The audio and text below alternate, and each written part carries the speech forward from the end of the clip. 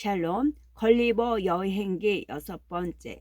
그리하여 육군 장관인 림토, 시종장인 날콘, 대법관인 발무프 등이 당신의 대역죄와 기타 중죄를 탄핵하는 문건을 작성했습니다.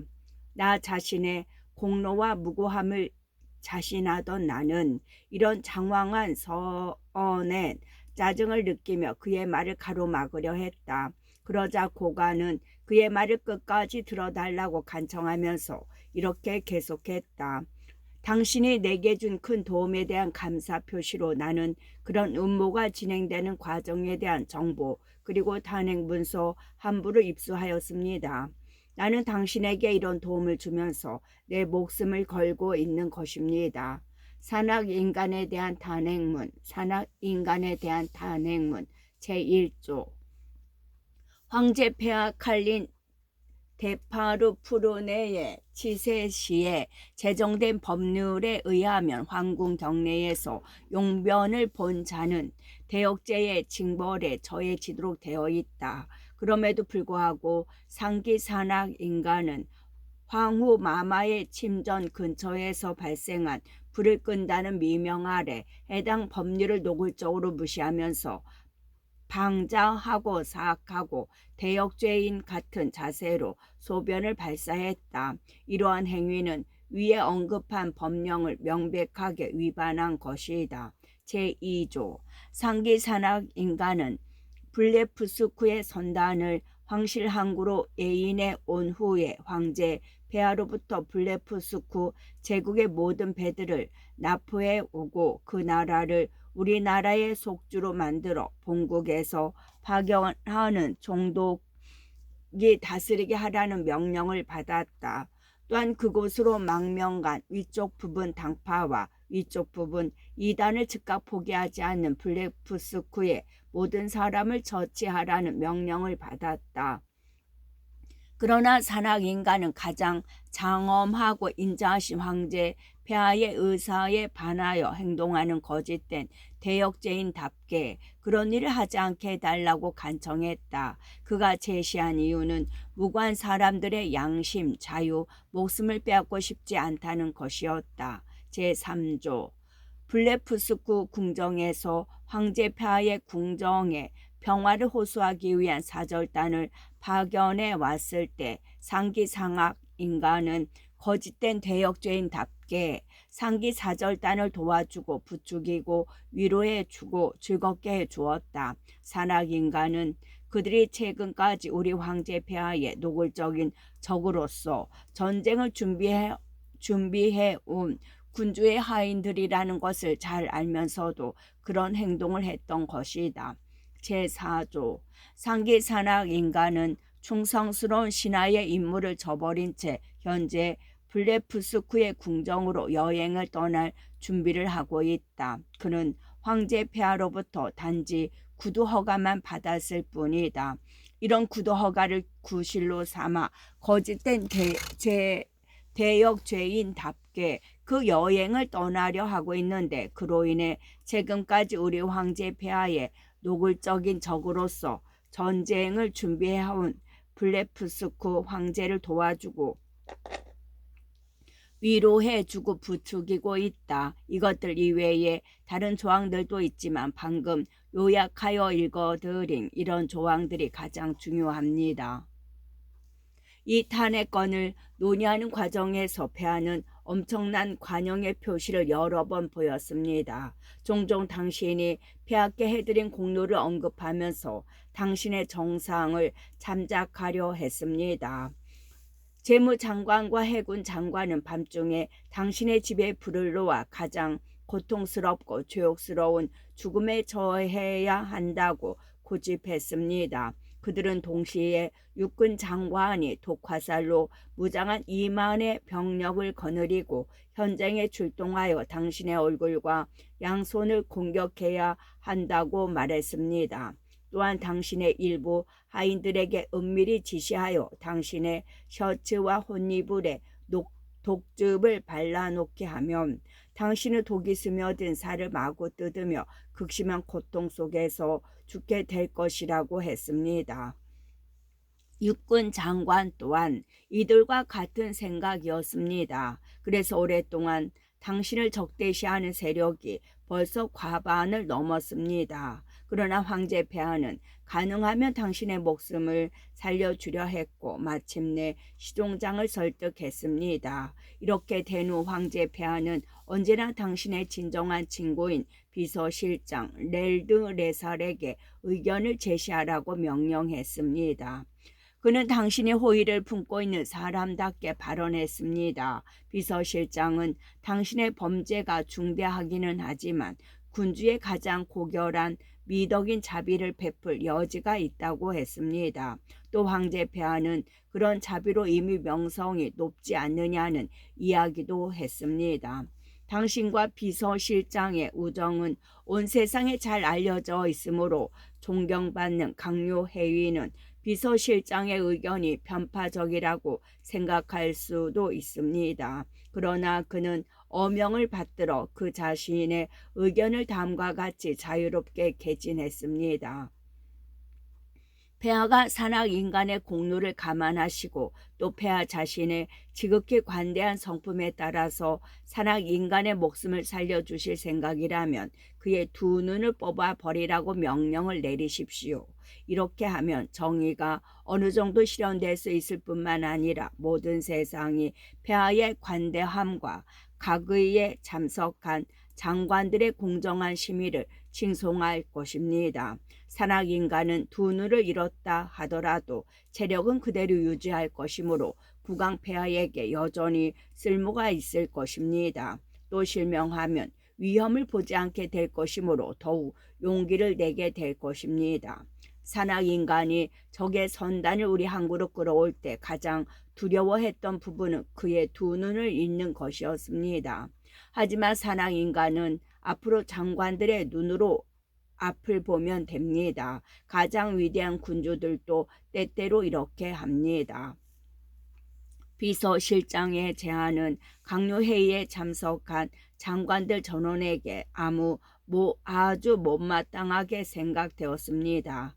해군 장관 볼골람은 화를 참지 못하고 자리에서 벌떡 일어서더니 어떻게 비서실장이 감히 대역죄인의 목숨을 살려주자는 의견을 낼 수 있는지 도저히 납득하지 못하겠다고 말했습니다. 당신이 수행한 일들은 국가 이성의 관점에서 볼 때 오히려 당신의 죄를 더욱 가증시키는 행위라는 것이었습니다. 가령 당신이 폐하의 궁전에서 소변을 보아 진화한 것은 그는 이 대목에서 몸을 부르르 떨었습니다. 또 다른 경우에는 궁전에 홍수를 일으켜 모든 건물을 떠내려가게 하는 수단도 될 수 있다는 거였습니다. 적선을 우리 항구 쪽으로 끌고 온 당신의 힘은 불만이 점으로 터져 나오는 순간 그 적선을 도로 적에게 가져다 주는 쪽으로 사용될 수 있다고 했습니다. 볼골람은 당신이 내심 위쪽 부분 파라고 생각해 볼 만한 이유가 충분하다고 주장했습니다. 반역은 노골적인 행위로 터져 나오기 전에 먼저 사람의 마음속에 자리 잡기 때문에 해군 장관은 당신을 반역자로 비난하면서 당장 처형해야 마땅하다고 고집했습니다. 1. 국가 이성은 자기 목적적 존재인 국가가 스스로를 유지 강화하기 위하여 지켜야 할 법칙이나 행동 기준을 말한다. 재무장관도 같은 의견이었습니다. 폐하의 황실 국고가 당신을 유지하는 비용을 대느라고 크게 줄어들어 아주 난감한 상황이 되었고 이제 곧 더 이상 유지하지 못할 수준에 도달할 것이라고 말했습니다. 당신의 두 눈을 뽑아버리자는 비서실장의 제안은 결코 이 악을 다스리는 방책이 될 수가 없고 단지 그것을 더욱 악화시킬 것이라고 전망했습니다. 일부 닭들의 눈알을 뽑아버린 후에 그 닭들이 더욱 먹이를 많이 먹고 몸이 불어난 사실을 감안할 때 사태 악화는 아주 분명하다는 것이었습니다. 지존하신 폐하와 당신의 방관인 광료들은 그들의 양심을 걸고 당신의 유죄를 확신했습니다. 이것만으로도 당신을 사형에 처할 충분한 근거가 됩니다. 법률 조문이 엄격하게 요구하는 객관적 증거가 없어도 말입니다. 하지만 황제 폐하는 사형에 적극 반대하면서 이런 관대한 대답을 내리셨습니다. 가기가 양눈을 뽑아 버리는 것만으로는 더욱 약한 처벌이라고 하니 다른 추가적인 징벌을 생각해 보도록 하라. 그러자 당신의 친구인 비서실장이 공손하게 나서서 아까 재무장관이 당신을 유지하는 비용이 국고에 엄청난 피해를 입히고 있다고 말한 데 대하여 한마디 대답하고 싶다고 했습니다. 비서실장의 의견은 이러했습니다. 폐하의 수입을 전적으로 관장하는 재무장관은 산악 인간의 유지 비용을 점진적으로 낮춤으로써 재정 악화를 막을 수 있습니다. 산악 인간에게 충분한 음식을 제공하지 않는다면 그는 점점 쇠약하고 조체해져서 식욕을 잃게 될 것이고 결국 몇 달을 버티지 못하고 쇠약해져서 죽어버릴 것입니다. 산악 인간의 몸뚱어리가 평소의 절반 크기로 줄어든다면 시체에서 풍기는 악취도 그리 위험하지 않을 것입니다. 그리고 사망 직후에 폐하의 신하 5, 6천 명을 동원하여 2, 3일 안에 시체에서 살을 발라내어 수레에다 싣고서 오지로 가서 파묻어 버린다면 전염병도 사전에 예방할 수 있을 것입니다. 그리고 산악 인간의 골격은 잘 보존하여 후대의 자랑스러운 기념물이 되게 하면 좋을 것입니다. 이런 식으로 비서실장의 우정 덕분에 이 모든 문제가 타협이 되었습니다. 당신을 굶겨서 서서히 죽게 만드는 계획은 철저히 비밀에 붙여야 한다는 엄명이 내려졌습니다. 그러나 당신의 두 누나를 뽑아 버린다는 선고는 형벌 장부에 기록되었습니다. 이러한 결정에 반대한 사람은 아무도 없었습니다. 단 해군 장관 볼골람은 예외였는데 그는 잘 알려진 대로 황후의 종신으로서 당신을 죽이라는 황후의 독촉을 계속해서 받아왔기 때문입니다.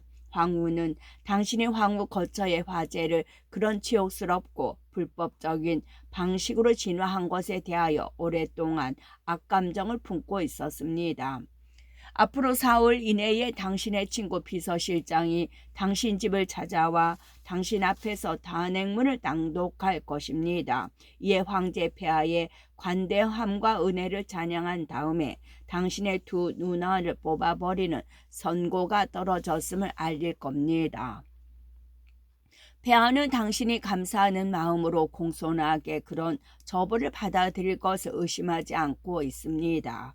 폐하가 거느리는 외과 의사 20명이 현장에 입회하여 땅에 누워있는 당신의 두 누나 아래 아주 날카로운 화살을 발사하여 양눈을 제거하는 작업이 잘 수행되는지 감독할 것입니다. 당신이 어떤 조치를 취할 것인지는 당신의 판단에 맡깁니다. 이제 나는 아까 은밀히 찾아왔던 것과 똑같은 방법으로 즉각 돌아가야겠습니다. 정부 고관은 떠나갔고 나는 혼자 남아서 머릿속에 많은 의심과 당황스러운 생각이 교차하는 것을 느꼈다. 이 군주와 광료들이 도입한 관습은 내가 들어서 아는 바 예전의 관습과는 아주 달랐다. 이 관습에 따르면 궁정이 잔인한 처형을 선포한 후에는 황제가 언제나 강요 전원을 상대로 연설을 했다.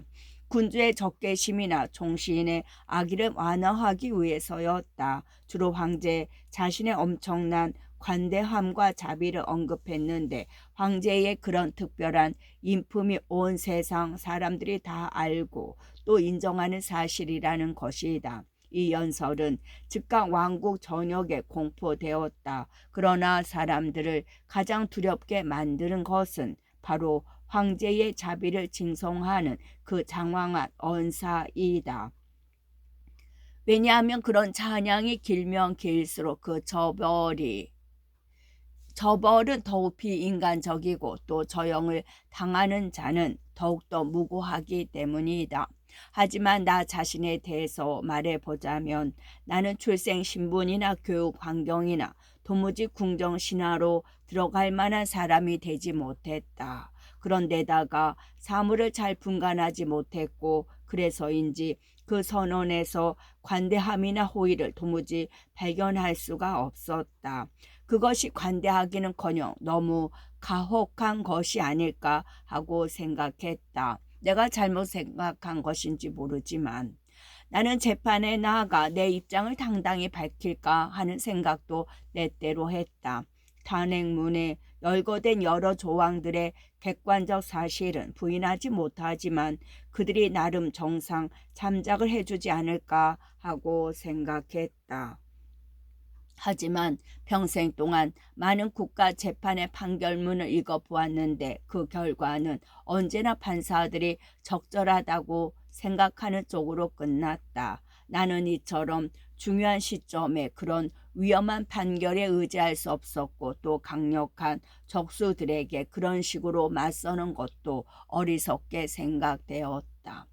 나는 한 번은 강력하게 저항해 볼까 하는 생각도 했다. 내 몸이 자유롭게 움직일 수 있는 동안에는 온 제국의 힘을 다 합쳐도 나를 패배시키지 못할 것이었다. 나는 큰 바위 몇 개만 가져와서 손쉽게 수도를 박살낼 수도 있었다. 그러나 이 계획이 너무 끔찍하다고 생각하여 포기했다. 내가 황제에게 한 충성 맹세, 내가 그에게서 받은 혜택, 그가 내게 수여한 나르닥이라는 높은 직위 등을 생각할 때 도저히 그렇게 할 수 없었다. 게다가 나는 조변 섞게 하는 궁정 신하들의 고마움을 정반대로 표시하는 방법을 아직 익히지 못한 상태였다. 그래서 궁정 신하들처럼 뻔뻔하게 폐하가 현재 내게 부여하려는 가혹한 저사는 과거에 내게 베풀어 주었던 혜택을 모두 상쇄해 버렸으니 나는 이제 폐하에게 아무 빚진 것이 없다고 내뻗칠 수가 없었다. 마침내 나는 결정을 내렸다. 이것 때문에 내가 비난을 받을지도 모르겠는데 그런 비난은 나름 근거가 있다고 해야 할 것이다. 아무튼 나는 아주 무모하고 또 경험에 뒷받침 없는 미숙한 결단 덕분에 두 눈알이 뽑히지도 않았고 결과적으로 자유도 얻게 되었음을 고백하는 바이다. 그 후 나는 많은 다른 궁정에서 군주와 장관들이 나보다 훨씬 가벼운 죄를 저지른 사람을 어떻게 다스리는지 그 방법들을 목격했다.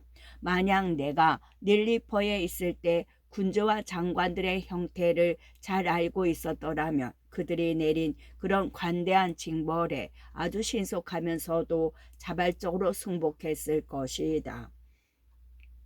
그러나 나는 젊음의 충동적 기질에 휘둘려 황급하게 행동에 나섰다. 블레프스쿠 황제를 아련해도 좋다는 황제 폐하의 허가를 받았으므로 나는 그것에 힘입어 사흘이 지나기 전에 내 친구 비서실장에게 편지를 보내 내가 얻은 황실의 허가에 의하여 그날 아침 블레프스쿠로 떠날 계획임을 통보했다. 나는 비서실장의 답장을 기다리지 않고 우리의 함대가 정박하고 있는 해안 쪽으로 갔다. 나는 거기서 큰 군함을 골라 뱃머리에 밧줄을 감고 닻을 들어 올렸다. 이어 내 옷을 벗어서 겨드랑이에 끼워서 가지고 온 혼이불과 함께 그 군함 속에다 집어넣었다. 그리고 그 군함을 끌어당기면서 물속을 걸어가거나 헤엄쳐서 블레프스쿠 황실 항구에 도착했다. 그곳에서는 사람들이 오랫동안 나를 기다리고 있었다. 그들은 내게 안내인 2명을 붙여 주어 수도까지 나를 안내했다. 수도의 이름은 제국의 이름과 똑같았다. 나는 도성의 대문 약 200m 지점에 도착할 때까지 두 안내인을 내 손 안에 들고 있었다. 나는 안내인들에게 내각의 장관에게 나의 도착 사실을 알리고 내가 거기서 황제의 명령을 기다리고 있음을 통지하게 했다. 나는 1시간 안에 답변을 받았다. 폐하가 황실 가문과 궁정의 고위 장관들을 대동하고 나를 영접하기 위해 오고 있다는 정갈이었다. 나는 100m 앞까지 나아갔다. 황제와 그의 일행은 말에서 내렸고 황후와 귀부인들은 마차에서 내렸다. 나는 그들이 나를 무서워하거나 나에 대해 걱정하지 않는다는 것을 알아보았다. 나는 땅에 엎드려 폐하와 황후의 손에 입을 맞추었다.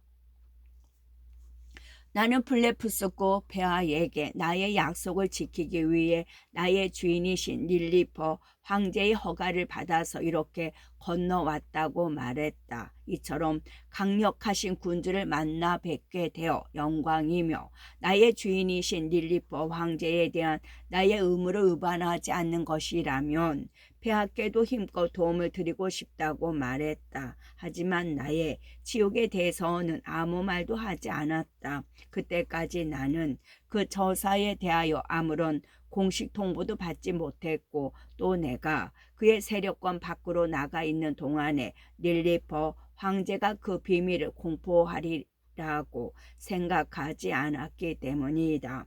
하지만 이 점에 있어서 내가 착각했음이 곧 밝혀졌다. 나는 독자들에게 내가 블레푸스코 궁전에서 받은 위대한 군주의 관대함에 걸맞은 접대를 자세히 말하지 않을 생각이다. 또 집과 침대가 없어서 겪은 어려움도 이야기하지 않겠다. 단지 혼이불을 뒤집어 쓰고 땅에서 잤다는 것만 말해 두겠다.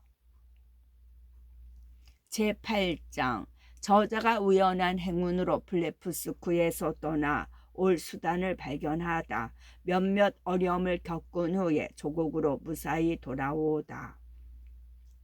나는 그 섬에 도착한 지 사흘 후에 호기심이 발동하여 섬의 동북쪽 해안으로 산책을 나갔다. 그리고 약 2km 떨어진 해상에서 전복된 보트처럼 보이는 물건을 발견했다. 나는 구두와 양말을 벗고 바닷속으로 200~300m 걸어 들어가서 그 물체가 조소에 밀려 나에게 가까운 쪽으로 떠밀려 오는 것을 보았다. 그것은 틀림없는 진짜 보트였다. 아마도 태풍 때문에 본선에서 뜯겨져 나간 보트인 모양이었다. 나는 즉각 도시로 돌아가서 황제 폐하에게 지난번 선단을 잃어버린 후 남아있는 대형 선박 20척과 해군 차관 휘하의 선원 3,000명을 지원해 달라고 요청했다. 이 선단은 곧 출발했고 나는 지름길을 골라 아까 보트를 발견한 해안으로 바삐 갔다. 조수가 그 보트를 좀 더 해안 가까이 밀어붙이고 있었다. 선원들은 내가 미리 꼬아놓은 충분한 강도의 밧줄을 제공받았다. 선단이 현장에 도착하자 나는 옷을 벗고 보트에서 100m 떨어진 지점까지 걸어갔다. 그 다음에 헤엄을 쳐서 보트 바로 옆으로 갔다. 그때 선원들이 내게 밧줄의 한쪽 끝부분을 던져주었고 나는 그것을 보트 앞부분의 구멍에다 고정시킨 뒤 다른 쪽 끝을 구남에다 연결시켰다. 그러나 내 발바닥이 바닥에 닿지 않았으므로 그런 연결 작업이 아무 소용이 없었고 나는 보트를 끌어당길 수가 없었다. 이런 난처한 상황에서 나는 한쪽 손으로 헤엄을 치면서 다른 손으로 보트를 앞쪽으로 밀었다. 조류가 나를 도와주는 가운데 그런 식으로 한참 밀고 있자니 고턱을 들고서도 발로 바닥을 밟을 수가 있었다. 나는 2~3분 휴식을 취한 다음에 또다시 보트를 앞으로 밀었고 이제 바다의 수심은 내 겨드랑이 정도밖에 안 되었다. 이제 가장 힘든 일이 끝났으므로 나는 한 배에 저장해 놓은 다른 밧줄들을 꺼내서 그것을 보트에다 결박하고 이어 나를 수행해 온 배 9척에다 나누어 묶었다. 바람이 순조롭게 불어왔고 선원들이 앞에서 잡아당기고 나는 뒤에서 밀면서 마침내 해안에서 35m 떨어진 지점까지 왔다. 나는 조소가 밀려 나가기를 기다렸다가 물이 완전히 빠진 해안에서 보트까지 걸어서 갔다. 2,000명의 선원과 밧줄 및 인양기의 도움을 얻어서 보트를 똑바로 세워 보았는데 다행히 파손된 곳이 거의 없었다. 열흘이나 걸려 만든 노를 저어 그 보트를 블레프스크 황실 항구까지 옮겨온 까다로운 작업에 대해서는 독자들에게 말하지 않겠다. 항구에 도착해 보니 많은 사람들이 나와 있었는데 그 보트의 거대한 크기에 다들 경탄했다. 나는 황제에게 운이 좋아 이 보트를 입수하게 되었다고 말하고서 이 보트를 타고 특정 장소까지 가면 거기서 나의 조국으로 돌아갈 수 있으니 제발 블레프스크를 떠나도 좋다는 황제의 허가를 내려주고 아울러 이 보트에다 채울 물자를 좀 지원해 달라고 애원했다. 황제는 나를 좀 타이르더니 마침내 흔쾌히 출발 허가를 내려주었다. 나는 이렇게 시간이 흘러가는 동안 닐리퍼 황제가 블레프스크 황제의 궁정에 지급 전령을 보냈다는 소식이 들려오지 않아 의아하게 여겼다.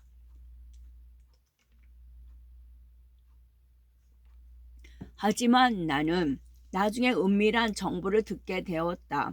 닐리퍼 황제는 내가 그의 가혹한 저사를 사전에 파악했다는 사실을 조금도 알지 못한 채 내가 황제로부터 받은 허가에 입각하여 그건 닐리퍼 궁정에 잘 알려져 있었다. 입각하여 약속을 지키기 위해 블레프스크로 갔다고만 생각했다. 그래서 아련 행사가 끝나면 며칠 안에 닐리퍼스로 돌아오리라 생각한다는 것이었다. 그러나 황제는 내가 장기간 자리를 비우자 그것을 못마땅하게 여겼다. 그리하여 재무장관 및 음모를 꾸미던 나머지 강요들과 논의한 끝에 나를 탄핵하는 문서 한 부를 휴대한 고위 인사를 블레프스크로 파견했다.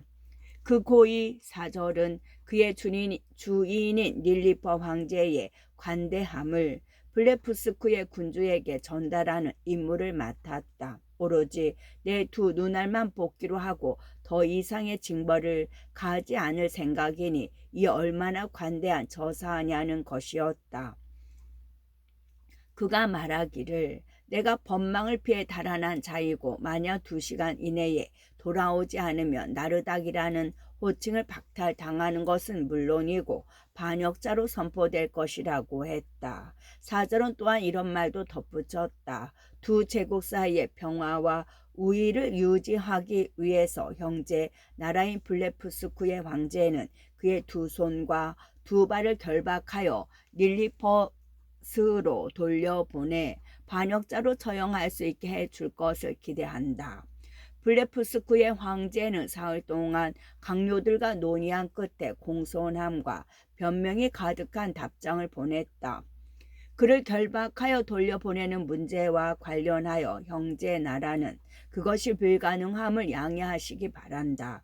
산악인간이 블레프스크의 함대를 납포해 가기는 했지만 두 나라의 강화 조약을 체결하는데 그가 블레프스크에 많은 도움을 주었으므로 황제는 그를 보호해야 할 의무감을 느낀다.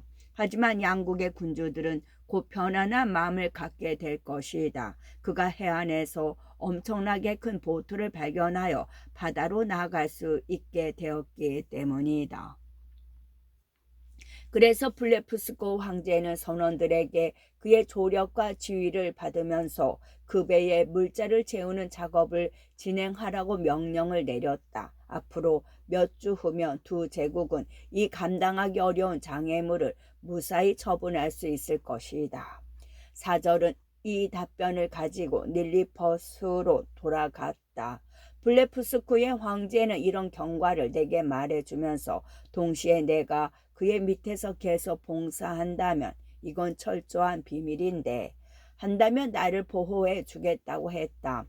나는 그가 진심으로 그런 말을 한다고 생각했지만 할 수만 있다면 더 이상 군주나 대신을 신임하고 싶지 않았다. 그래서 황제의 호의에 100배 감사한다고 말하면서 나를 도와달라고 공손하게 애원했다. 좋은 일인지 나쁜 일인지 알 수 없지만 운명이 이런 보트를 내게 보내주었으므로 두 강력한 군주 사이에서 불화의 원인을 제공하기보다는 대항으로 항의할 결심을 이미 굳게 다졌다고 말했다. 그리고 나는 어떤 우연한 일로 그가 나의 결정을 아주 좋게 생각할 뿐만 아니라 그의 강요들도 대부분 같은 생각임을 알게 되었다. 이런 여러 가지 조건 덕분에 나는 예상보다 더 빨리 출발을 서두르게 되었다. 궁중은 한시 바삐 나를 보냈으면 하는 마음이었기에 그 출발 작업을 크게 도와주었다. 내 지시를 받아가며 배에 들어가 돛을 만들기 위해 500명의 인부가 동원되었고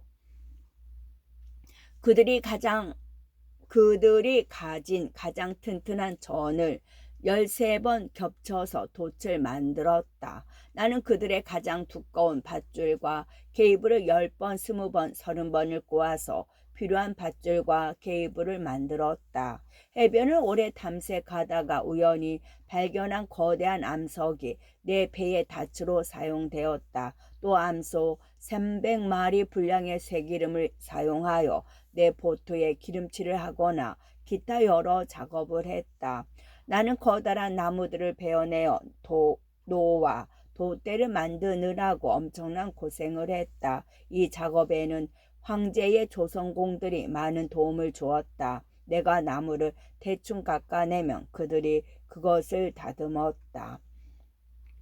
약 한 달 만에 모든 준비가 끝났다. 나는 황제에게 사람을 보내 출발 허락을 내리시면 이제 떠나겠다고 알렸다. 황제와 황실 가족이 나를 전송하기 위해 궁전 밖으로 나왔다. 나는 땅바닥에 엎드려서 황제가 우아하게 내민 손에다 입맞춤을 했다. 황후와 젊은 황자들에게도 마찬가지 방식으로 인사를 했다. 황제 폐하는 각각 200스프루그 구마가 들어있는 지갑 50개와 자신의 조상화를 내게 선물로 주었다. 나는 그 조상화가 훼손되지 않도록 즉각 내 장갑 속에다 집어넣었다. 이별 의식을 묘사하는 것은 너무 번거로우니 여기서는 생략하기로 하겠다.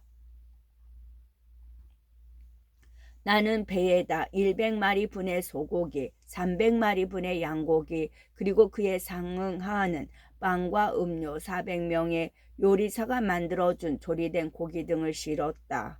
나는 살아있는 암소 6마리와 숫소 2마리, 그리고 암양 6마리와 수량 2마리도 배에다 실었는데 이것들을 내 조국으로 데리고 가서 번식시킬 생각이었다.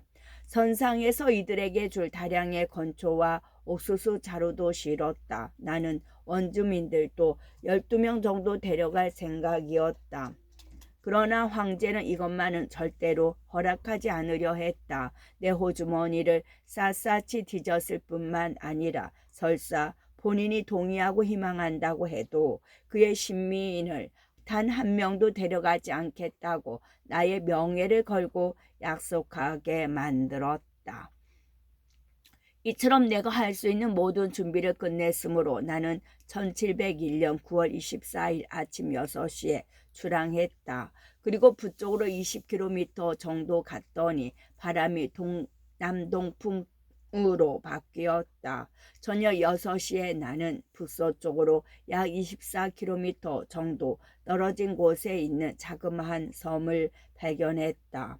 나는 그쪽으로 다가가서 섬의 뒤쪽에다 닻을 내렸는데 섬에는 아무도 살지 않는 듯했다. 나는 음식을 좀 꺼내서 먹고 휴식을 취했다. 그 후 푹 잤는데 대략 6시간 잔 것 같았다. 내가 잠에서 깨고 2시간 만에 날이 밝았기 때문이다. 아주 청명한 밤이었다.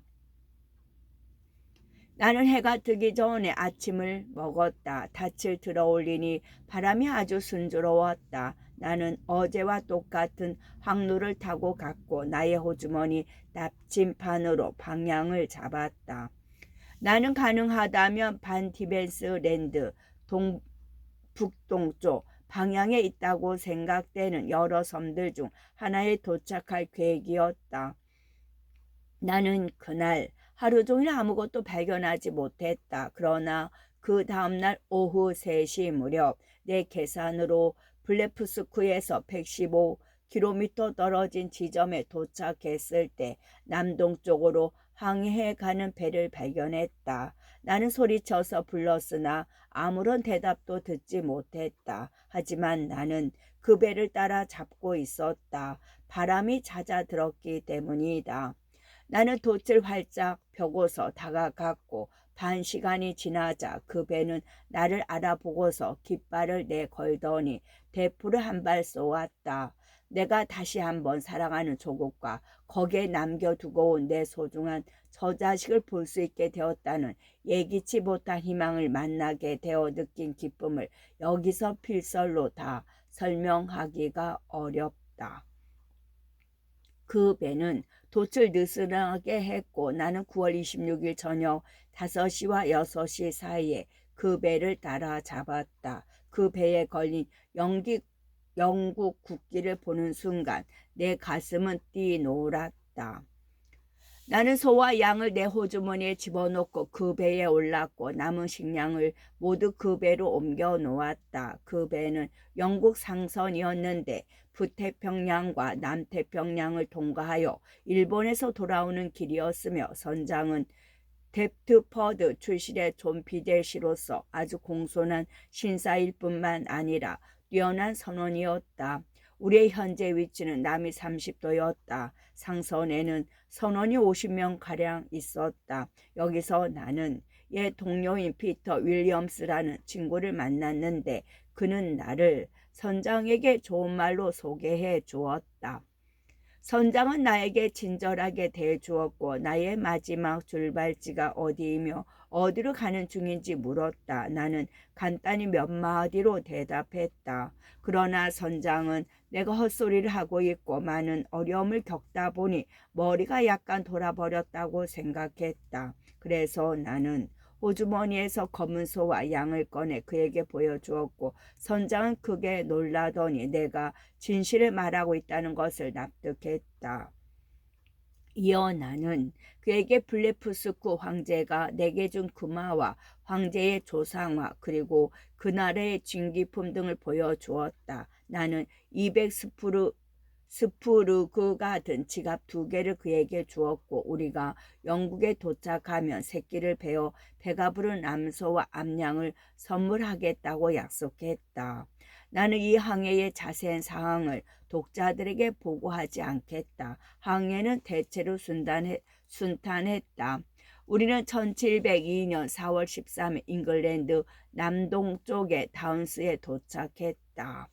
끝.